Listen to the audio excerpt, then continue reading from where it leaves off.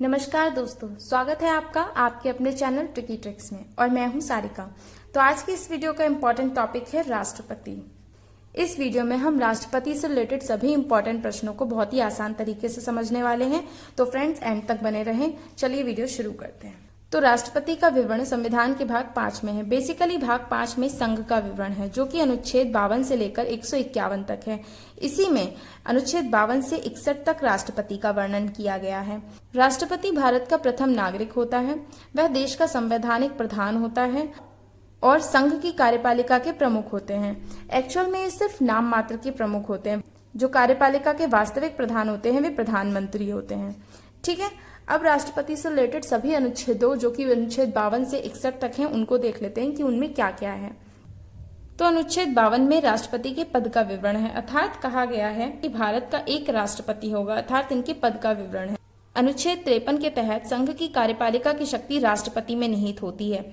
तो पहले जानते हैं कि संघ की कार्यपालिका में कौन कौन शामिल होता है। तो संघ की कार्यपालिका में राष्ट्रपति, उपराष्ट्रपति, प्रधानमंत्री व मंत्रिपरिषद शामिल होते हैं। राष्ट्रपति, जैसा कि मैंने बताया, कार्यपालिका के हेड होते हैं और प्रधानमंत्री कार्यपालिका के प्रमुख हेड होते हैं।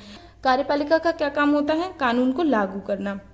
अब संघ के कार्यपालिका की जो शक्ति है वह राष्ट्रपति में निहित कैसे होती है, उसको समझ लेते हैं। जैसे कि कोई विधेयक होता है, हाल ही में महिला आरक्षण विधेयक, उसके बारे में सोचा किसने होगा? प्रधानमंत्री ने, कि भाई राष्ट्र के हित में एक ऐसा कानून लाया जाए जो जनता की भलाई के लिए हो। वह प्रधानमंत्री ने ऐसा सोचा उस कानून को लाने के विषय में। अब जब दोनों सदनों में पास हो गया, उसके बाद कहा जाएगा वह राष्ट्रपति के पास जाएगा कानून बनाने के लिए। ठीक है, अब जब कानून बन जाएगा, राष्ट्रपति हस्ताक्षर कर देंगे, मंजूरी दे देंगे, पहले कानून बनेगा उसके बाद ही लागू होगा। अभी यहाँ राष्ट्रपति की मंजूरी ना मिले तो वह कानून थोड़ी बन पाएगा। जब कानून नहीं बन पाएगा तो लागू कैसे होगा? तो एक तरीके से राष्ट्रपति कार्यपालिका के हेड हो गए। ठीक है, उनकी मंजूरी मिलेगी तो ही कानून बनेगा और तब ही लागू किया जाएगा। ठीक है, तो लागू करने के लिए भी राष्ट्रपति की मंजूरी चाहिए। यहाँ पर एक अलग तरीके से समझे तो अगर देश पर कोई दूसरा देश हमला कर दे, ठीक है, युद्ध की स्थिति आ जाए, तो युद्ध तब तक शुरू नहीं होगा जब तक राष्ट्रपति की मंजूरी नहीं मिलेगी, और ना ही इनकी मंजूरी के बिना वो युद्ध समाप्त किया जाएगा। तो एक तरीके से कार्यपालिका के हेड हो गए। कार्यपालिका की जो शक्ति है वह राष्ट्रपति में निहित हो गई। आई थिंक आपको ये बात समझ में आ गई होगी। अब देखते हैं अनुच्छेद 54, जिसमें राष्ट्रपति के निर्वाचन के विषय में वर्णन है। तो राष्ट्रपति का जो निर्वाचन है वो अप्रत्यक्ष विधि से होता है। अप्रत्यक्ष रूप से मतलब जनता के द्वारा राष्ट्रपति सीधे नहीं चुने जाते, जनता के द्वारा चुने हुए प्रतिनिधियों के द्वारा चुने जाते हैं राष्ट्रपति। इसे ही अप्रत्यक्ष निर्वाचन कहा जाता है। ठीक है, अब ये चुनाव करवाता कौन है? तो वह चुनाव आयोग करवाते हैं और वोटिंग करता है निर्वाचक मंडल। निर्वाचक मंडल क्या होता है? तो देखो, सरकार जो है वो 2 स्तर पर कानून बनाती है, केंद्र स्तर पर व दूसरी राज्य स्तर पर। तो केंद्र स्तर पर संसद होती है और राज्य स्तर पर विधानमंडल। संसद के दोनों सदन, लोकसभा व राज्यसभा, और विधानमंडल में भी 2 सदन, विधानसभा, विधान परिषद। ठीक है, तो निर्वाचक मंडल के जो सदस्य होते हैं वो लोकसभा के निर्वाचित सदस्य, राज्यसभा के निर्वाचित सदस्य व विधानसभा के निर्वाचित सदस्य ही राष्ट्रपति चुनाव में भाग लेते हैं, जबकि विधान परिषद के सदस्य इस चुनाव में भाग नहीं लेते। क्यों? क्योंकि ये सभी राज्यों में नहीं है। और एक बात पूछी जाती है कि राष्ट्रपति चुनाव में मनोनीत सदस्य भाग लेते हैं? तो मनोनीत सदस्य राष्ट्रपति चुनाव में भाग नहीं लेते। लोकसभा में 2 सदस्यों को राष्ट्रपति मनोनीत करते थे। अब 104वें संविधान संशोधन से मनोनयन राष्ट्रपति के द्वारा खत्म कर दिया गया है लोकसभा में, जो कि 2 एंग्लो इंडियन हुआ करते थे।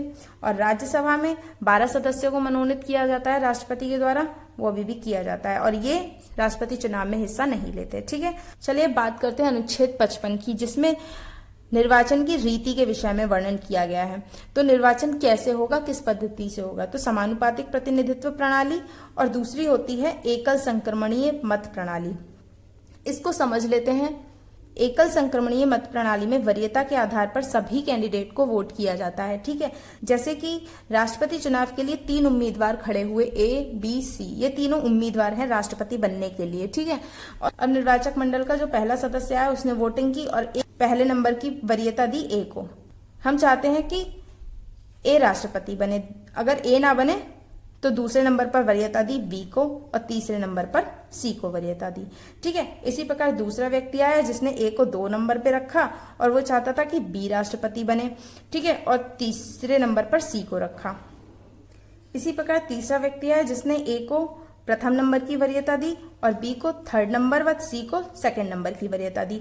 अब रिजल्ट कैसे आते हैं? जिस भी कैंडिडेट को सबसे ज्यादा फर्स्ट नंबर की वरीयता दी जाएगी वह राष्ट्रपति घोषित कर लिया जाएगा। जैसे कि यहाँ पर एक नंबर की वरीयता कैंडिडेट ए को 2 बार दी गई है, जबकि इसे 1 बार और इसे 1 भी बार नहीं, तो राष्ट्रपति ए हो जाएगा। अब यदि इसी क्रम में आकर कोई निर्वाचक मंडल का सदस्य इसको तीसरे नंबर की वरीयता दे जाए, इसको पहले नंबर की व इसको दूसरे नंबर की, तब क्या होगा? तब पहले नंबर की वरीयता गिनी जाएगी सबसे पहले, और 2 लोग चाहते हैं कि ए राष्ट्रपति बने, इसी प्रकार बी को भी 2 लोग चाहते हैं कि राष्ट्रपति बने, तब ये टाई का मामला बन जाएगा। दोनों के पास सेम फर्स्ट नंबर की वरीयता है। ठीक है, ऐसे में क्या होगा कि दोबारा चुनाव होंगे? बिल्कुल नहीं। ऐसे में अब दूसरे चक्र की मतगणना की जाएगी, जिसमें दूसरे नंबर की वरीयता को गिना जाएगा। अब यहाँ देखिए, एक ही इंसान ने इनको दूसरे नंबर पे रखना चाहा है, जबकि यहाँ पर भी एक ही इंसान ने दूसरे नंबर की वरीयता दी है इनको। अर्थात इस केस में सी जो है वह राष्ट्रपति चुन लिया जाएगा। ठीक है, तो वीवी गिरी भारत के चौथे नंबर के राष्ट्रपति हैं, जो कि प्रथम ऐसे राष्ट्रपति हैं जिनके निर्वाचन के समय दूसरे चक्र की मतगणना हुई थी और ये निर्दलीय उम्मीदवार के रूप में चुने गए, यानी कि स्वतंत्र उम्मीदवार के रूप में चुने गए। ठीक है, ये क्वेश्चन भी पूछा जाता है। अनुच्छेद 56 में राष्ट्रपति के कार्यकाल का वर्णन है कि इनका कार्यकाल कितना होगा, तो इनका कार्यकाल होगा 5 वर्ष तक। ठीक है, कोई भी राष्ट्रपति 5 वर्ष तक अपने पद पर रह सकता है। कब से? पद ग्रहण या शपथ ग्रहण की तिथि से। जिस दिन वे शपथ ग्रहण करते हैं उसी दिन से वे पद भी ग्रहण कर लेते हैं, और यदि इसी बीच वे अपना त्यागपत्र देना चाहें, इस्तीफा देना चाहें, तो वे उपराष्ट्रपति को देंगे। ठीक है, अनुच्छेद 57 के तहत पुनर्निर्वाचन की पात्रता दी गई है राष्ट्रपति को। कहा गया है कि जब कोई भी व्यक्ति 1 से अधिक बार राष्ट्रपति का चुनाव लड़ सकता है व जीत सकता है। तो राजेंद्र प्रसाद, जो कि भारत के प्रथम राष्ट्रपति थे, लगातार 2 बार राष्ट्रपति पद पर रहे। 58 में इनकी योग्यता के विषय में वर्णन किया गया है। क्या क्या योग्यताएं हैं राष्ट्रपति बनने के लिए? तो वह भारत का नागरिक होना चाहिए, 35 वर्ष की आयु पूरी कर चुका हो, लोकसभा का चुनाव लड़ने योग्य हो, किसी भी लाभ के पद पर ना हो। यदि व्यक्ति राष्ट्रपति या उपराष्ट्रपति के पद पर हो या संघ अथवा किसी राज्य के मंत्री परिषद का सदस्य हो तो वह लाभ का पद नहीं माना जाता। अब यह योग्यता तो हमारे देश के जाने कितने ही नौजवानों के पास होगी। क्या सभी राष्ट्रपति पद के लिए उम्मीदवार के रूप में खड़े हो जाएंगे? उसके लिए एक और इम्पोर्टेंट क्राइटेरिया है, योग्यता है, वह है कि निर्वाचक मंडल के 50 सदस्य प्रस्तावक के रूप में हों और 50 सदस्य अनुमोदक के रूप में हों। प्रस्तावक यानी कि जो संसद में राष्ट्रपति के नाम का प्रस्ताव रखे कि हम चाहते हैं कि ये राष्ट्रपति बने, और अनुमोदक वे होते हैं जो ये चाहें कि हाँ, हम सहमति जताते हैं ये ही राष्ट्रपति बने। ठीक, अब जानते हैं अनुच्छेद 59 में क्या है। तो अनुच्छेद 59 में पद के लिए कुछ शर्तें दी गई हैं। तो पहली शर्त है कि 15,000 रुपए जमानत के तौर पर देने होते हैं कि जो राष्ट्रपति पद के लिए खड़ा है वे व्यक्ति पागल ना हो और दिवालिया ना हो। ठीक, उसके बाद आता है अनुच्छेद 60, जिसमें राष्ट्रपति के शपथ का विवरण है, जो कि कौन दिलाएगा? तो सुप्रीम कोर्ट के मुख्य न्यायाधीश राष्ट्रपति को शपथ दिलाएंगे। अगर ये अनुपस्थित हैं, उपस्थित नहीं है, तब सुप्रीम कोर्ट के वरिष्ठ न्यायाधीश के द्वारा राष्ट्रपति को शपथ दिलाई जाएगी। अनुच्छेद 61 में राष्ट्रपति पर महाभियोग की प्रक्रिया का विवरण है। कब राष्ट्रपति पर महाभियोग लाया जा सकता है? जब राष्ट्रपति विदेशी राष्ट्र के प्रभाव में आ जाए या फिर संविधान का उल्लंघन करें, तब राष्ट्रपति पर महाभियोग का प्रस्ताव किसी भी सदन में लाया जा सकता है, चाहे वह लोकसभा हो या राज्यसभा। ठीक है, परंतु इसके लिए यह आवश्यक हो जाता है कि 14 दिन पहले इसकी लिखित सूचना, महाभियोग की लिखित सूचना राष्ट्रपति को भेज दी जाए, जिस भी सदन में ये पहले प्रस्तावित किया जा रहा है महाभियोग, वहां उस सदन के 1/4 सदस्य के हस्ताक्षर हों उस लिखित सूचना पर और 2/3 बहुमत से पास हो। ठीक है, उसके बाद वह दूसरे सदन में भेजा जाएगा जहां पर भी 2/3 बहुमत से पास होगा। उसके पश्चात ही राष्ट्रपति को उनके पद से हटाया जा सकता है। चलिए अब राष्ट्रपति के अधिकार व शक्तियों को जान लेते हैं। तो राष्ट्रपति को नियुक्ति संबंधी अधिकार दिए गए हैं। राष्ट्रपति किन किन की नियुक्ति करते हैं? प्रधानमंत्री की नियुक्ति व प्रधानमंत्री की सलाह से मंत्रिपरिषद व उनके सदस्यों की नियुक्ति करते हैं राष्ट्रपति। सुप्रीम कोर्ट व हाई कोर्ट के मुख्य न्यायाधीशों की नियुक्ति राष्ट्रपति द्वारा की जाती है। नियंत्रक व महालेखा परीक्षक यानी कैग की नियुक्ति राष्ट्रपति द्वारा की जाती है। महान्यायवादी यानी अटॉर्नी जनरल की जो नियुक्ति है वो भी राष्ट्रपति के द्वारा की जाती है। राज्यों के राज्यपाल, वित्त आयोग के सदस्य, चुनाव आयुक्त, भारतीय राजदूतों की नियुक्ति और अंतर्राज्यीय परिषद के सदस्यों की नियुक्ति राष्ट्रपति के द्वारा की जाती है। उसके बाद राष्ट्रपति के पास कुछ विधायी शक्तियां हैं, जैसे कि संसद के सत्र को आहूत करना, सत्रावसान करना, सत्र को संबोधित करने व लोकसभा को भंग करने की शक्ति राष्ट्रपति के पास है और राष्ट्रपति संयुक्त अधिवेशन बुला सकते हैं। राष्ट्रपति के हस्ताक्षर के बाद ही कोई विधेयक कानून बन जाता है। कुछ विधेयक ऐसे होते हैं जिन पर राष्ट्रपति के पूर्व हस्ताक्षर चाहिए होते हैं, यानी कि राष्ट्रपति की सहमति पहले चाहिए होती है। जैसे अनुच्छेद 110 के तहत धन विधेयक पर राष्ट्रपति की पहले मंजूरी चाहिए होती है, उसके बाद ये सबसे पहले लोकसभा में ही पेश किया जाता है और लोकसभा का जो अध्यक्ष है वह इस बात की घोषणा करते हैं कि यह विधेयक धन विधेयक है। उसके बाद संचित निधि में व्यय करने वाले विधेयक, जो कि अनुच्छेद 117 के तहत राष्ट्रपति पहले इस विधेयक पर हस्ताक्षर करते हैं और नए राज्य निर्माण व राज्यों की सीमाओं व उनके नामों में परिवर्तन संबंधी इन विधेयकों पर राष्ट्रपति की पहले मंजूरी चाहिए होती है, अर्थात उनके हस्ताक्षर पहले चाहिए होते हैं। ठीक है। उसके बाद संसद में कुछ सदस्यों को मनोनीत करने की शक्ति भी राष्ट्रपति के पास है, जो कि लोकसभा में 2 सदस्यों को मनोनीत करते थे, जो कि एंग्लो इंडियन होते थे, जिसे 104वें संविधान संशोधन के तहत समाप्त कर दिया गया है। ठीक है। जबकि राज्यसभा में 12 सदस्यों का मनोनयन राष्ट्रपति द्वारा अभी भी किया जाता है, जो कि कला, साहित्य, विज्ञान, सामाजिक कार्यों व पत्रकारिता के क्षेत्र से आते हैं। सभी फैक्ट इंपॉर्टेंट हैं। ठीक है। जैसे कि ये भी पूछा गया है कि राज्यसभा में कितने सदस्यों को मनोनीत किया जाता है, लोकसभा में कितने सदस्यों को मनोनीत किया जाता था, वे कौन होते थे। ठीक है। राज्यसभा में जो सदस्य मनोनीत होते हैं वे कहाँ से आते हैं, किस क्षेत्र से आते हैं। तो ये सारे प्रश्न जो मैंने यहाँ लिखे हैं वे सभी इंपॉर्टेंट हैं। ठीक है। उसके बाद आती है अध्यादेश जारी करने की शक्ति। अध्यादेश राष्ट्रपति द्वारा बनाया गया वह कानून होता है जब संसद का कोई भी सत्र नहीं चल रहा होता है। उस समय यदि आवश्यकता पड़े तो राष्ट्रपति जो है वह कानून बना सकते हैं और यह कानून अध्यादेश के नाम से जाना जाता है। अध्यादेश जारी करने की शक्ति अनुच्छेद 123 के तहत है। इसको आप याद कर सकते हैं ऐसे। देखिए, संसद के 3 भाग होते हैं, लोकसभा, राज्यसभा और राष्ट्रपति।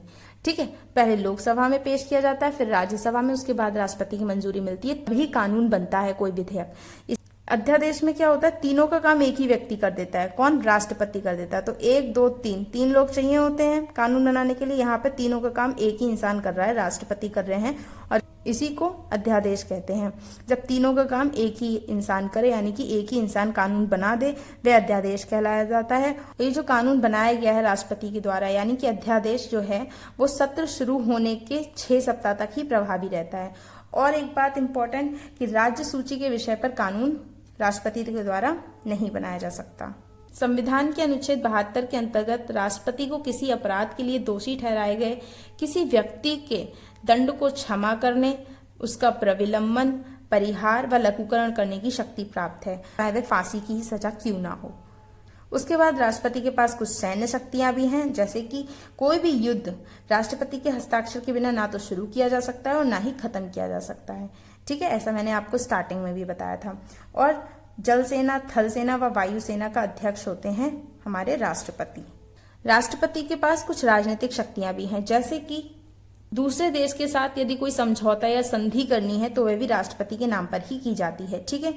भारतीय राजदूतों की नियुक्ति राष्ट्रपति करते हैं, जैसा कि मैंने यहाँ बताया था आपको।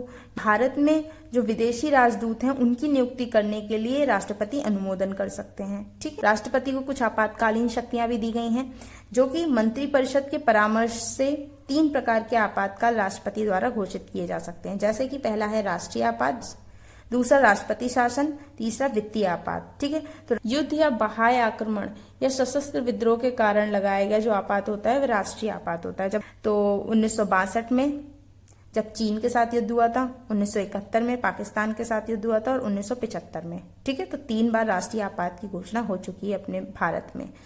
उसके बाद राष्ट्रपति शासन, यह अनुच्छेद 356 के तहत लगाया जाता है। जब राज्यों में संवैधानिक तंत्र विफल हो जाता है तब लगाया जाता है ये। ठीक है। उसके बाद वित्तीय आपात, जो कि अनुच्छेद 360 के तहत लगाया जाता है। ये खुशी की बात है कि हमारे भारत में अभी तक वित्तीय आपात, यदि कोई विधेयक राष्ट्रपति के पास आता है तो राष्ट्रपति उस पर हस्ताक्षर करके उसे कानून बना सकते हैं, उसको पुनर्विचार के लिए भेज सकते हैं, रिजेक्ट कर सकते हैं तथा कोई उत्तर ना दें और चुपचाप उसे अपनी पॉकेट में भी रख सकते हैं। यदि वे चाहते हैं कि इस पर कोई कार्यवाही ना हो, ये विधेयक सही नहीं है, तो वे इस वीटो शक्ति का प्रयोग करके, यानी कि स्वविवेक की शक्ति का प्रयोग करके इस पर कोई भी कार्यवाही नहीं करते। यानी जैल सिंह एकमात्र ऐसे राष्ट्रपति हैं जिन्होंने स्वविवेक की शक्ति यानी वीटो शक्ति यानी पॉकेट शक्ति का इस्तेमाल किया।